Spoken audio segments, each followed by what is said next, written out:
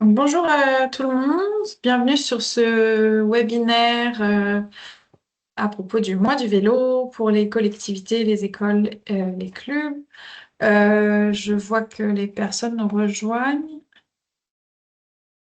J'ai un message à propos de la rediffusion. Effectivement, la rencontre est enregistrée. L'enregistrement s'est lancé d'ailleurs. Et vous aurez accès à la rediffusion d'ici la fin de la semaine. Les personnes qui étaient inscrites au webinaire, comme qu'elles soient présentes ou non, recevront le lien vers de rediffusion. Donc, il n'y a pas de problème si vous ne pouvez pas rester avec nous pour cette petite, euh, petite heure, petite demi-heure. On va voir, selon les questions, combien de temps on va être ensemble.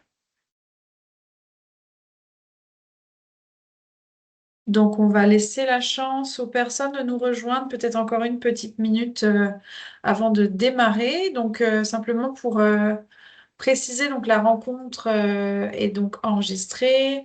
Euh, on va prendre les questions au fur et à mesure de la présentation.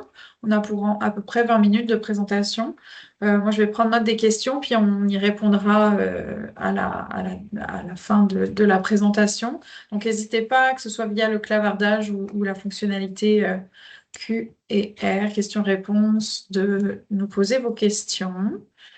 Et puis, il y a la possibilité aussi à la fin en utilisant la fonctionnalité lever la main, de parler directement via les micros. Donc, choisissez la façon dont vous préférez vous communiquer avec nous. Donc, je pense qu'on va pouvoir commencer.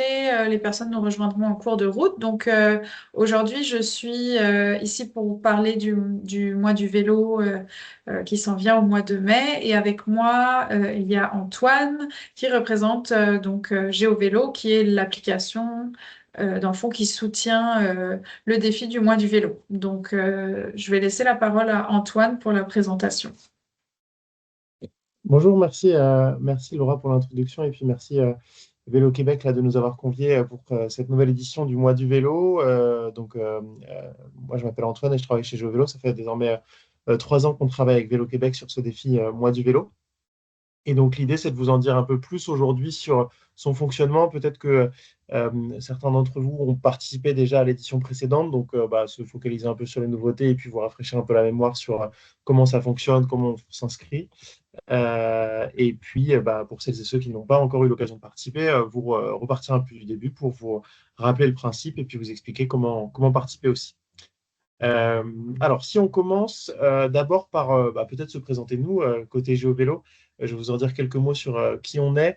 GeoVélo, on est une entreprise basée en France, on est une petite entreprise, on est une trentaine de salariés qui travaillent chez GeoVélo. Et on travaille sur 3 produits, 3 solutions en parallèle. Donc, pour 30, c'est beaucoup de solutions. Mais on estime que ces 3 solutions sont quand même très, très complémentaires. Je vous les explique rapidement. La première, c'est ce qui est la partie la plus connue de GeoVélo, c'est son application. Donc, notre application qui est gratuite et sans pub et qui permet de trouver des itinéraires les plus sécurisés pour aller d'un point A à un point B.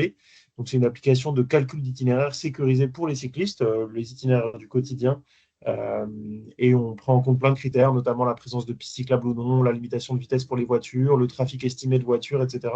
Ça, ce sont des critères qui sont analysés par notre algorithme pour donner à l'utilisateur un itinéraire, enfin plusieurs recommandations d'itinéraire qui sont toutes sécurisées. Donc voilà, ça c'est encore une fois entièrement gratuit et sans pub. En parallèle, on travaille sur 2 solutions qui sont des solutions qu'on commercialise. L'une à destination des collectivités qui s'appelle Cycling Insights. Cycling Insights, le but c'est d'aider les collectivités, les villes, les territoires à comprendre comment améliorer les conditions de déplacement des cyclistes. En fait, c'est une grande plateforme d'analyse et on prend toutes les données qui sont générées par l'application, on essaye de montrer aux collectivités où est-ce que devraient être créées les prochaines pistes cyclables sur leur territoire, dans leur rue. Ça, c'est une solution d'analyse de données à destination des collectivités. Et puis la troisième solution, c'est une plateforme qui s'appelle Jovet l'entreprise, qui vise à aider les employeurs à développer la part modale du vélo, notamment sur les trajets domicile-travail, donc avec des solutions d'animation, des outils d'incitation aussi pour les salariés. Donc voilà, c'est 3 solutions qui sont assez complémentaires, sachant que ces trois solutions, vous voyez bien le point commun qu'il y a entre elles et leur objectif commun, c'est d'accélérer la transition écologique grâce au vélo. Donc, c'est vraiment quelque chose qui est très, très incarné dans nos actions au quotidien chez Jeux Vélo. Donc, voilà pourquoi je croyais bon de vous faire cette petite présentation. Si on se concentre un peu plus sur le mois du vélo maintenant, le mois du vélo, donc du coup, ça prend la forme d'un grand défi qui est organisé sur l'application. J'y reviendrai pour vous montrer un peu comment ça se passe concrètement sur l'application.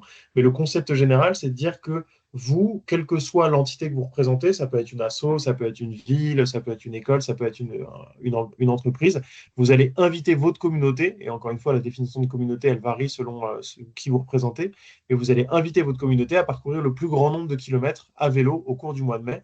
Et en fait, chacune de vos équipes, chacune de vos entités aura un compteur qui lui sera propre et qui sera alimenté par tous les kilomètres réalisés à vélo par les membres de sa communauté. Voilà. Donc, je vais rentrer un peu plus dans le détail, mais le principe général, comme ça, vous avez un aperçu. Si je rentre un peu plus dans le détail, l'idée, c'est qu'effectivement, le mois du vélo se matérialise par un classement général.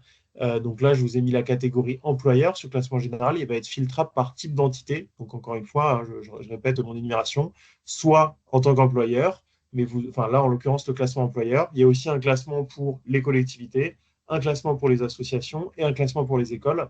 Donc quatre catégories de participation, quatre classements dédiés en conséquence.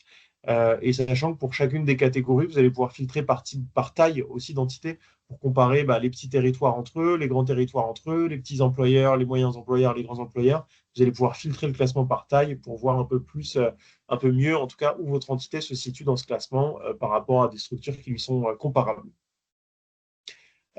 Donc ça, c'est le classement principal. Euh, En parallèle, vous aurez aussi un classement individuel. Celui-ci sera propre à votre entité. Et donc, tous les membres de votre communauté, que ce soit les habitants du territoire, les membres de votre asso, etc., eh bien, tous les membres de votre communauté seront classés dans un classement individuel. Donc là, pour le coup, ce seront seulement leur trajet qui viendra alimenter leur compteur. Là où pour le classement général, encore une fois, l'idée, c'est par exemple à la communauté Alstom Québec, et les 6000 et quelques kilomètres qu'ils ont fait, c'est les 6000 kilomètres qui ont été réalisés par l'ensemble de leurs salariés. Alors que là, en l'occurrence, Maxime, ici, les 597 kilomètres, il les a fait tout seul. C'est le kilomètre qu'il a réalisé, lui, individuellement. Voilà, donc il y a bien cette dualité classement général, classement individuel qui est importante à comprendre, sachant que pour info, il y a aussi des gens qui peuvent participer de manière individuelle. On n'est pas obligé d'être inscrit dans une équipe pour participer au mois du vélo. Donc quand on s'inscrit dans l'application, on peut aussi s'inscrire en simple individu, de manière individuelle, pour apparaître aussi dans le classement individuel général de tous les participants au mois du vélo. Je vous ai mis quelques chiffres sur l'édition 2025 du mois du vélo. Ça représentait 172 entités inscrites, et encore une fois, tout type confondu. Là, pour info, on est déjà à plus d'une centaine qui sont inscrites pour le mois du vélo, donc on est bien parti pour dépasser ce chiffre, en tout cas on l'espère. Ça représentait plus de 2000 personnes qui, dans le cadre du mois de mai, ont réalisé des trajets dans le cadre du défi mois du vélo, avec un total de 282 000 km parcourus. Donc à suivre pour cette année, mais on espère que les chiffres vont continuer à progresser d'année en année. En tout cas, on vous tiendra au courant, là, notamment à la fin de l'année. Je pense que Vélo Québec vous enverra des petits récaps de ces statistiques, mais c'est vrai que l'an dernier, ça avait bien progressé par rapport à 2024, donc on espère continuer sur cette dynamique. Et puis, pour vous en dire un peu plus, je pense que votre présence aujourd'hui à Sobinaire atteste de votre implication et de votre sensibilité sur ces sujets. Mais c'est toujours important de rappeler, effectivement, un défi comme ça, c'est un bon moyen de promouvoir la mobilité active, de sensibiliser aux enjeux environnementaux et d'animer votre communauté aussi. Encore une fois, que vous représentiez un territoire, une association, c'est vrai que euh, proposer ce genre d'activation à vos membres, à vos habitants, très en lien avec le vélo, très en lien avec des enjeux environnementaux, c'est toujours quelque chose qui peut être bien valorisé. C'est une action de communication très concrète et très visible, avec en plus un impact environnemental qui est fort parce que chaque année, on a des témoignages de gens qui se mettent au vélo ou qui en tout cas font plus de trajets à vélo au cours du mois de mai, dans le cadre des défis qu'on organise à cette période. Donc, c'est très, très positif comme animation et donc, c'est une bonne raison de participer. Et sachant que donc là, j'ai remis ce que je vous disais, trois façons complémentaires du participer. Donc, soit vous participez en tant que structure, donc association, établissement public ou établissement scolaire. Donc là, dans ce cas-là, vous allez créer votre équipe et inviter vos salariés, vos membres à la rejoindre. Si vous êtes une collectivité, par exemple une ville ou une région administrative, dans ce cas-là, le défi va plutôt s'adresser soit aux habitants de votre territoire, soit même aux personnes qui sont de passage sur votre territoire. Et donc là, la cible sera un peu différente, mais ça reste le même principe. C'est une équipe locale qui cumulera tous les kilomètres réalisés sur votre territoire. Et puis, comme je le disais, on peut aussi participer de manière individuelle, où là, dans ce cas-là, quand on s'inscrit à l'échelle individuelle au mois du vélo, en fait, vous allez être inscrit automatiquement à la communauté Vélo Québec. Comme ça, voilà, vous serez tous regroupés dans la communauté Vélo Québec. Vous apparaîtrez sur le classement général. Et donc, pas besoin d'être membre d'une équipe ou d'une entreprise qui participe officiellement au mois du vélo. Vous pouvez participer en solo aussi. Alors, si je passe maintenant aux inscriptions, vous allez voir, le process est assez simple. Normalement, si votre entreprise a déjà participé l'an dernier, alors si tant est qu'il y ait des employeurs qui soient présents ici, normalement, il y avait une session dédiée pour les employeurs hier, mais peut-être qu'il y en a aujourd'hui. Toutes les entreprises qui étaient inscrites l'an dernier ont été inscrites d'office au mois du vélo pour cette édition 2026. Donc ça, c'est le cas le plus pratique. Si vous êtes en revanche une asso, une école, ou même si vous avez déjà participé l'an dernier, je vous invite plutôt à repasser sur ce site-là. Alors vous allez voir, c'est assez pratique avec le logiciel Teams là, sur lequel ce webinaire est organisé. Vous pouvez directement cliquer sur cette URL et vous allez pouvoir vous inscrire directement. Il n'y a pas besoin de recréer votre équipe, hein. Si vous l'avez déjà créée l'an dernier, notamment pour participer au mois du vélo, on ne vous demande pas de repartir à zéro. Vous allez retrouver votre équipe, vous allez retrouver ses membres. Mais en tout cas, il faut que vous fassiez cette inscription manuelle. Donc ça, c'est pour les cas association, école qui existent déjà, ou même globalement, si ça n'existe pas encore, pareil, vous passez par ce même lien. Et en fait, quand vous allez vous connecter, ils vont vous demander soit de inscrire votre communauté si elle existe déjà, soit d'en créer une nouvelle si on voit que vous n'en avez pas ou vous voulez en créer une nouvelle par rapport à celle qui existe que vous avez déjà. Donc ça, c'est pour les cas asso, école, entreprise. Si vous êtes un territoire, c'est pareil, ça va passer par ce lien-là. Et vous allez voir, il y a un champ de recherche où vous allez déterminer est-ce que vous êtes plutôt une ville ou une région. Et dans ce cas-là, vous n'avez qu'à taper le nom de votre ville. Donc, par exemple, Trois-Rivières. Hop, vous sélectionnez ville, vous mettez Trois-Rivières et ça va vous créer la communauté Trois-Rivières en conséquence. Ou alors, pareil, cette communauté ville, peut-être qu'elle existe déjà, auquel cas vous pouvez la resélectionner pour l'inscrire. Donc, encore une fois, tout dépend de si votre communauté existe déjà ou non. Si elle existe déjà, vous la sélectionnez et vous l'inscrivez. Si elle n'existe pas, vous la créez et elle sera inscrite au mois du vélo. Voilà pour les petites distinctions. Qu'est-ce que j'oublie là-dessus? Et deux choses juste en complément. La première, c'est que comme l'an dernier, on a décidé d'inscrire d'office toutes les régions administratives, de sorte que l'ensemble du territoire québécois est couvert par le défi. Où que vous pédaliez, en quelque sorte, vous allez contribuer au compteur d'une région administrative. Donc ça, c'est pratique. Donc encore une fois, les régions administratives sont inscrites d'office. Et l'autre information, c'est que potentiellement d'année en année, la personne qui était à l'initiative de la création de votre communauté dans GeoVélo, peut-être qu'elle est partie, donc peut-être que vous avez perdu les droits d'admin ou des choses comme ça. Dans ce cas-là, n'hésitez pas, que ce soit sur notre site internet ou dans l'application, vous pouvez assez facilement trouver des liens vers notre support pour nous contacter. Et faites-nous un petit message et on pourra se charger de faire les manips dans notre back-office pour transférer les droits d'admin de l'ancienne personne à la nouvelle. Comme ça, vous récupérerez les droits d'animation, les droits de suivi de la communauté en question. Voilà, donc n'hésitez pas si vous avez des questions, hein, comme le disait Laura, sur l'onglet conversation ou à l'oral, même à la fin du webinaire, on aura le temps de tout rebalayer. Donc ça, en tout cas, c'était pour la partie vous inscrire en tant qu'équipe. Donc j'espère que ça a été clair, étant donné qu'il y a plein de cas de figure, je comprends que parfois ça puisse paraître un peu fastidieux, mais si je dois résumer, globalement, tout passe par ce lien et vous allez voir, normalement, vous allez bien être guidé, hein. Ça peut être aussi simple que ça, aussi la présentation de cette diapositive. Ensuite, une fois que vous êtes inscrit en tant qu'équipe, alors pareil, hein, si votre équipe elle existe déjà, il y a déjà des membres dedans, mais vous avez sans doute des nouvelles personnes à inviter. Dans ce cas-là, c'est assez simple. Il y a trois méthodes qui sont assez complémentaires finalement pour inviter votre communauté à rejoindre votre équipe. L'idée, c'est que depuis votre communauté, vous allez retrouver ce qu'on appelle un lien d'inscription. Ce lien d'inscription, vous n'avez qu'à le partager par mail ou sur vos réseaux sociaux internes, sur les journaux de votre commune ou bref, tous les canaux de communication qui sont à votre disposition. Ce format lien d'inscription est assez pratique parce que il y a juste à cliquer dessus et puis on rejoint la communauté en question. Ça c'est facile. Ce lien d'inscription, comme tout lien, il peut être aussi converti en QR code.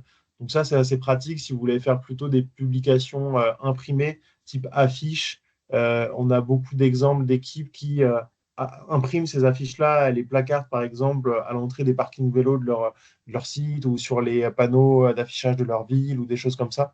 Donc ça marche bien, le format QR code aussi. Ou enfin, dernière possibilité, c'est d'utiliser la fonction recherche. Là, avec la recherche, je peux rechercher une communauté existante et puis demander à la rejoindre directement depuis l'application. Donc ça, ce sont les trois moyens pour une personne qui est dans GeoVélo de rejoindre votre équipe. Comme je le disais, bah, à défaut de rejoindre une équipe, il est aussi possible pour un utilisateur classique de rejoindre le mois du vélo sans forcément s'inscrire à une équipe. C'est ce qu'on appelle l'inscription individuelle. Ensuite, donc une fois que vous êtes inscrit en tant qu'équipe et une fois que les membres de votre communauté ont rejoint votre équipe dans GeoVélo là, à travers l'un des trois moyens dont je parlais, la question c'est comment ça marche, comment votre compteur, comment votre compteur associé à votre communauté, il va être crédité, il va évoluer au fur et à mesure des trajets qui sont réalisés par les membres de votre communauté. Alors, comme je le disais, tout passe par l'application, c'est assez simple. Je vous ai mis plusieurs méthodes, pareil, on choisit l'une ou l'autre. Globalement, il y aura un peu de tout dans votre communauté et dans vos kilomètres, vous allez voir. Euh, Premièrement, je le disais, GeoVélo, c'est une application de navigation. Donc, je veux aller d'un point A à un point B, je lance la navigation, l'application va me guider en me disant tournez à gauche, tournez à droite dans 100 mètres, etc. Donc, à la fin, mon trajet, il est enregistré par l'application et donc il a été mesuré. Et donc, les 8 kilomètres de mon trajet, par exemple, vont être crédités à mon compteur et à celui de ma communauté de ma communauté, mais d'ailleurs, je peux être membre de plusieurs communautés, et dans ce cas-là, ça viendra accréditer toutes mes communautés. Je peux être membre de la communauté de ma ville, de ma région, de mon asso et de mon employeur. Pas de problème, le trajet alimentera bien tous les compteurs des communautés auxquelles j'appartiens. Donc ça, c'est la navigation. Ensuite, bah, pas besoin de la navigation si c'est un trajet que je connais par cœur. Par exemple, pour aller au travail, je ne vais pas lancer la navigation tous les jours. Dans ce cas-là, il faut enregistrer le trajet. Donc, un enregistrement, c'est bah, le GeoVélo qui suit mon trajet de A à B, mais sans la navigation. Et pour ça, soit c'est l'enregistrement automatique, donc on active la fonctionnalité avec le petit bouton vert là, qui est quand c'est en vert, ça veut dire que c'est activé, quand c'est en rouge, c'est désactivé. Donc ça, vous pouvez l'activer. Vous allez voir, vous allez être guidé à travers une série d'écrans pour vous inviter à accorder toutes les permissions nécessaires à GeoVélo parce que c'est une fonctionnalité assez technique. On dépend beaucoup de la marque du téléphone, de son modèle, de même la version du système d'exploitation, etc. Donc ça marche plus ou moins bien selon les téléphones. Ça, je vous invite vraiment à tester en amont du mois du vélo, en amont du mois de mai. On essaye de guider au maximum les utilisateurs sur la manière optimale de paramétrer leur téléphone, mais forcément, parfois, ça ne marche pas. Donc voilà, si ça ne marche pas sur votre téléphone, le mieux, c'est de privilégier l'enregistrement manuel, où en gros, bah, vous allez cliquer sur le bouton enregistrer, que là, vous voyez ici au milieu de l'écran. Vous cliquez au début du trajet, vous cliquez à la fin du trajet, et puis du coup, vous verrez votre trajet, les 8 kilomètres en question, qui seront crédités de la même manière à votre compte et à celui de vos communautés. Deux autres moyens qui sont un peu annexes, c'est en se reposant sur d'autres applications.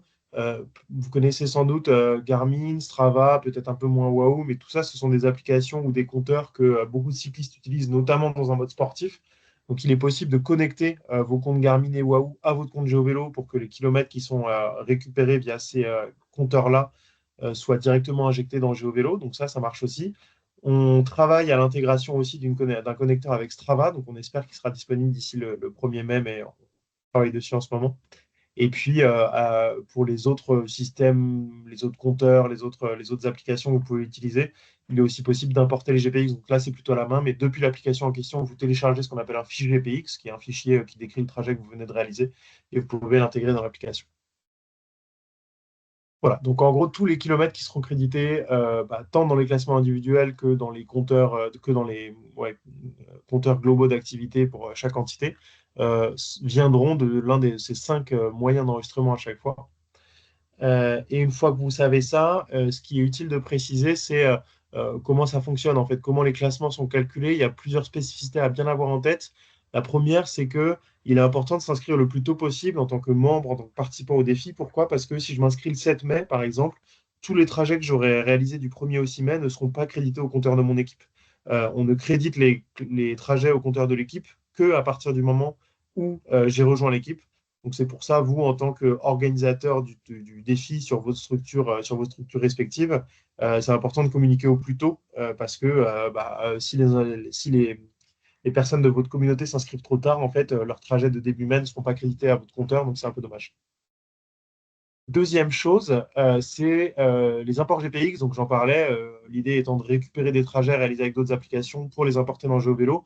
La seule limite qu'on met là-dessus, c'est qu'il faut le faire moins de 48 heures après le trajet en question pour éviter un effet d'import massif sur la fin du défi qui fausse un peu toujours les classements et qui est toujours un peu difficile à lire côté participant. Donc on essaye de faire ça progressivement tout au long du défi, 48 heures max après le trajet. Je vais peut-être fermer ma fenêtre, je suis désolé, il y a pas mal de bruit de fond, ça vous dérange peut-être pas, mais voilà.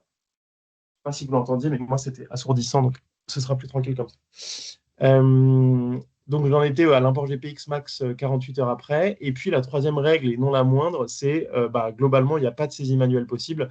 Donc, c'est pour ça que ces règles sont importantes à comprendre. Si je m'inscris le 7 mai et je dis, regardez, j'ai fait un trajet le 5 mai, est-ce que je peux le rajouter d'une manière ou d'une autre à la main? Ou alors, mon trajet, ce matin, il n'a pas marché, j'ai oublié d'enregistrer, j'avais plus de batterie ou des choses comme ça. La réponse est non. Du coup, on ne peut pas rattraper manuellement ces trajets qui sont ratés, qui sont sautés. Donc, c'est pour ça que c'est important de bien comprendre, un, comment on enregistre, et deux, quelles sont les règles de prise en compte des trajets. Donc, ça, ce sont les règles principales. Le petit encart là, qui est en pointillé, il vient décrire les spécificités pour les classements collectivités. Donc, je parlais notamment, par exemple, de la participation des régions administratives.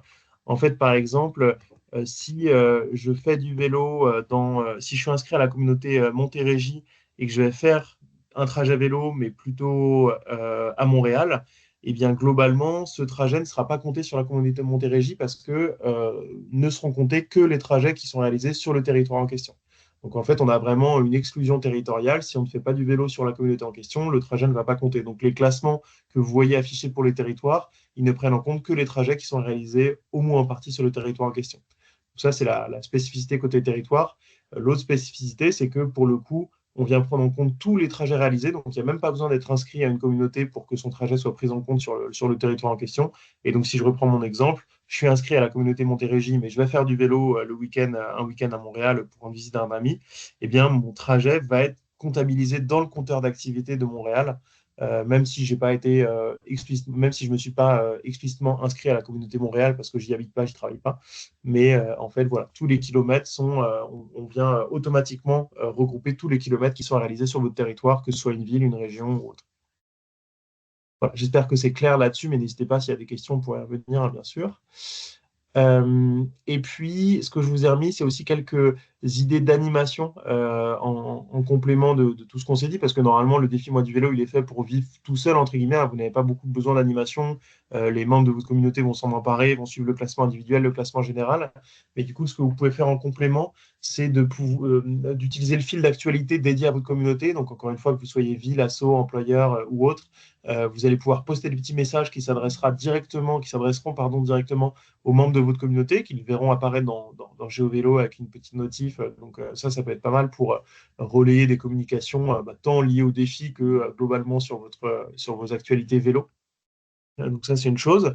La deuxième chose, c'est que, par exemple, on a beaucoup d'exemples d'entités qui organisent des tirages au sort pour remettre des lots à certains participants du mois du vélo. Donc ça, vous pouvez le faire en contactant les membres depuis le site geovélo.app. Par exemple, vous allez pouvoir contacter les membres de votre communauté qui ont participé au défi pour les inviter à un tirage au sort ou à un événement que vous souhaitez organiser. Donc ça peut être des animations assez complémentaires dans le cadre du mois du vélo. Et puis même en parallèle, sans même parler du défi mois du vélo, sachez que dans GeoVélo, il y a aussi pas mal de choses qui sont prévues pour faire en sorte que les utilisateurs continuent à utiliser l'application, continuent à alimenter votre communauté parce que ils sont motivés par plein de petits outils assez ludiques qu'on a mis en place dans l'application. Je vous ai mis 3 exemples ici. Sachez qu'au cours du mois d'avril, on va lancer un jeu un peu d'exploration géographique basé sur des petites zones qui viennent fleurir au fur et à mesure que les utilisateurs les passent dessus une fois, 2 fois, 5 fois, 10 fois. Ça va venir un peu faire fleurir, faire arriver le printemps. C'est un jeu un peu thématique là, saisonnier. Donc ça arrivera assez vite dans l'application normalement. Et donc chacun des territoires québécois se verra découpé en petites zones hexagonales comme ça. Et au fur et à mesure des passages, des fleurs vont apparaître sur le territoire. Donc ça, c'est un petit jeu sympa d'animation, très visuel, pour que les gens aient envie le plus possible d'utiliser l'application tout au long du mois d'avril et donc se mettent un peu, s'échauffent, on va dire, pour le mois de mai, le mois du vélo. Ensuite, en dehors de tout ça, pareil, en tant qu'utilisateur, vous allez avoir accès à une carte d'activité des trajets que vous avez réalisés avec GeoVélo. Donc là, par exemple, je vous ai mis la mienne et de la même manière, je découvre des zones peu à peu. Donc ma carte se bleuit, voire se rougit peu à peu. J'ai tous mes trajets aussi qui sont référencés, que je peux voir un peu sous forme de carte de chaleur. Donc ça, c'est aussi un petit outil visuel assez gratifiant pour les utilisateurs. Et puis, dernière chose, on a aussi des niveaux au sein de GeoVélo.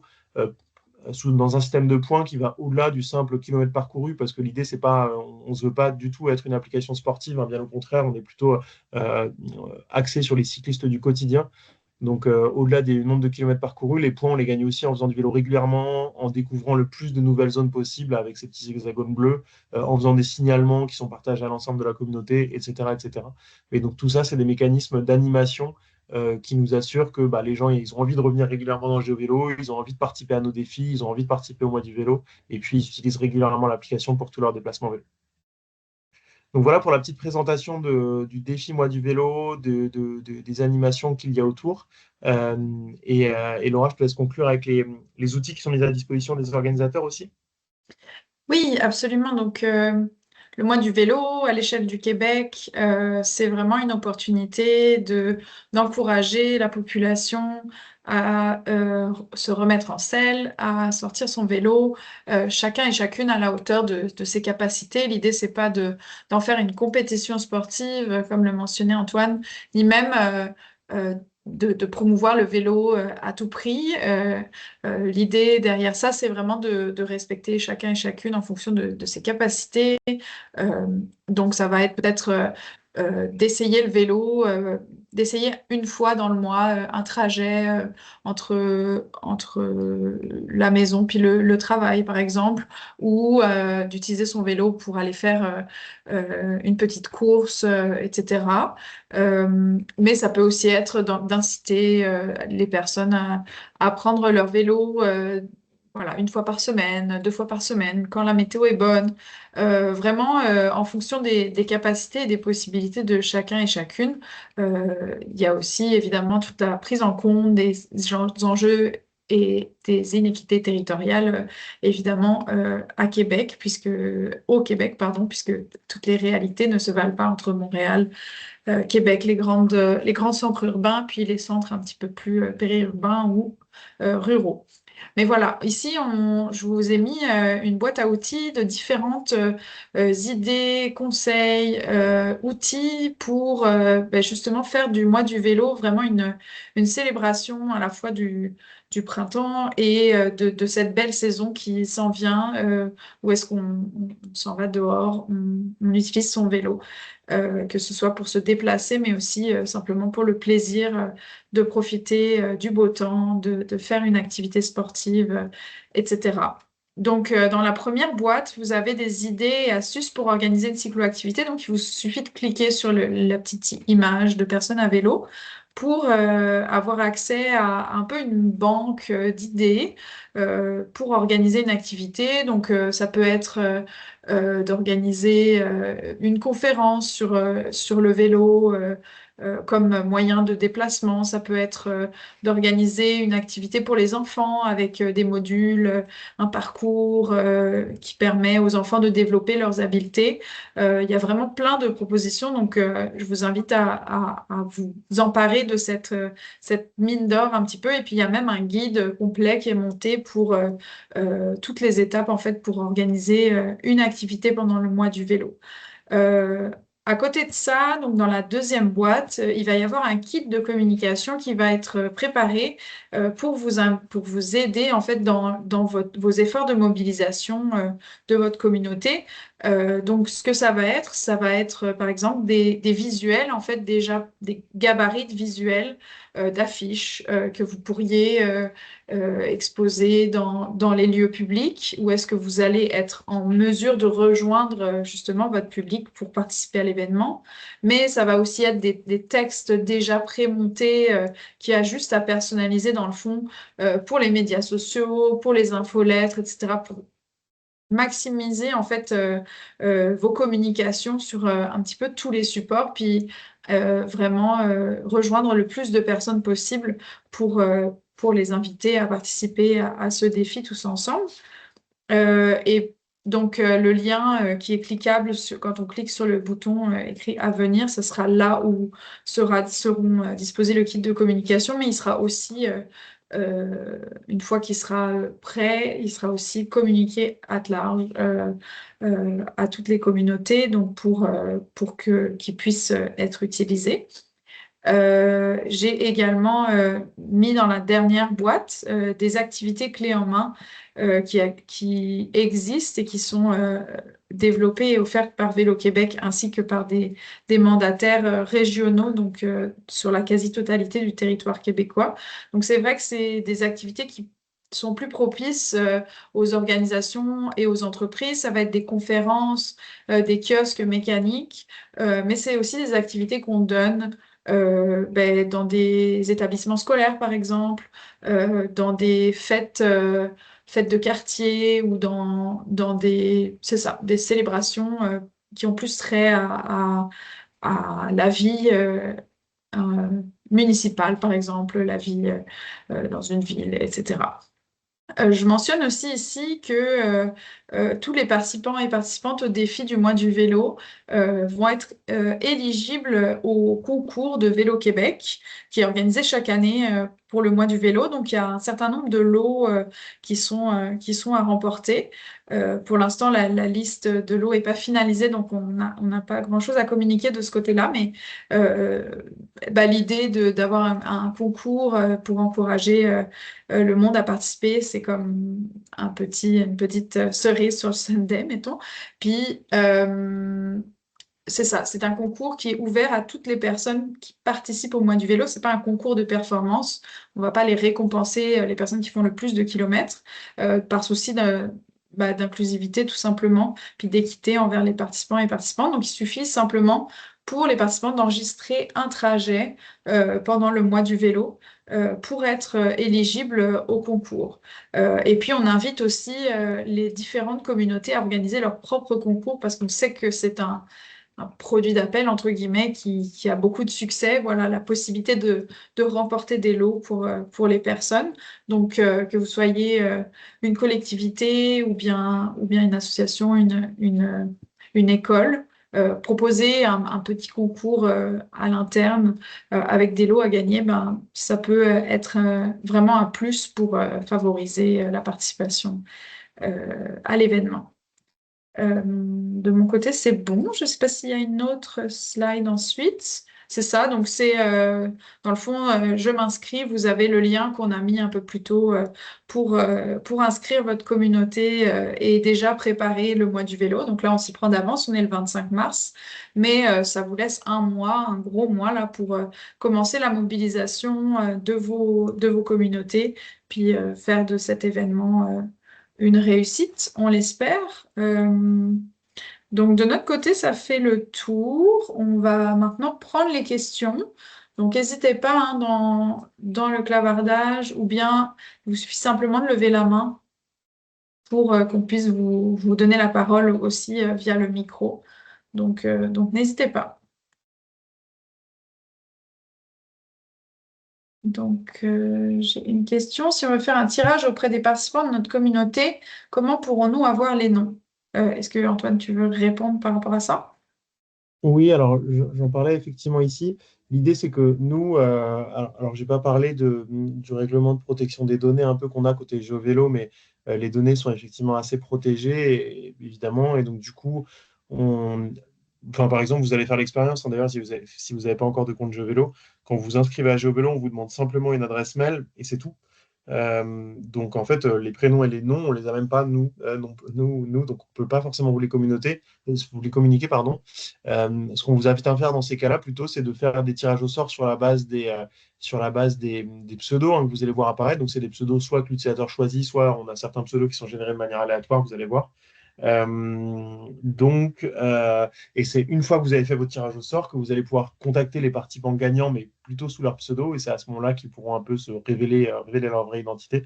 Mais donc, oui, mis à part si vous participez en tant qu'employeur, parce que là, en tant qu'employeur, il y a une interface dédiée qui fait que quand on se rejoint en tant que salarié, on renseigne son prénom, son nom, son mail pro. Donc là, les échanges sont un peu plus transparents. Mais dans des communautés qui sont un peu plus publiques, entre guillemets, on n'a pas la possibilité de communiquer. Enfin, on ne demande pas en fait aux utilisateurs les prénoms et les noms. Donc c'est plutôt après le tirage au sort que vous allez. Voilà, pour résumer, vous faites le tirage au sort sur la base du pseudo et puis après vous les contactez via l'outil dédié.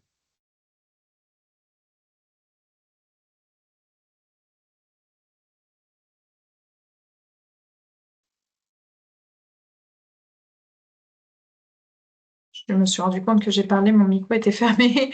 Est-ce qu'il y a d'autres questions? Je vois que des personnes sont déjà parties. On va laisser une petite minute pour les questions dernière minute avant de conclure.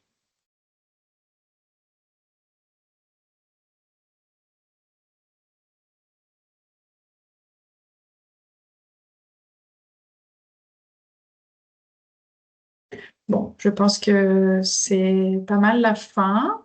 De toute façon, on reste pour des questions spécifiques à GeoVélo ou bien pour des questions plus générales sur le mois du vélo, on reste évidemment joignable.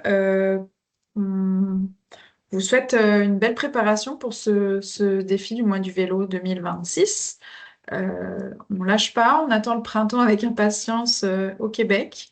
Ça s'en vient. Puis merci beaucoup Antoine, encore une fois, d'être venu présenter GeoVélo dans toutes ses subtilités. Avec plaisir, merci à vous. Au Merci, revoir. bonne journée à tout le monde, au revoir.